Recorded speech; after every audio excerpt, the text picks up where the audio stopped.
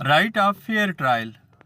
Constitution of Pakistan 1973 کا article 10A یہ کہتا ہے کہ اگر پاکستان کے کسی بھی شہری پر کسی مقدمے میں کوئی الزام لگتا ہے، اس پہ کوئی FIR کٹتی ہے یا اس کے خلاف کوئی مقدمہ دائر ہوتا ہے، تو اس شخص کو یہ حق حاصل ہے کہ اسے رائٹ آف فیئر ٹرائل دیا جائے، یعنی اس بندے کو اپنے کیس کا دفاع کرنے کا پورا حق ہونا چاہیے۔ عدالت کا جج جس کے پاس وہ کیس چل رہا ہے وہ آزادانہ طور پر اس کیس کی سماعت کرے، بغیر خوف و ہراس کے آزادی کے ساتھ فیصلہ کرے اس شخص کا، اور اس شخص کے موقف کو سنے، اس کو اس کی مرضی کا وکیل کرنے کی اجازت دے۔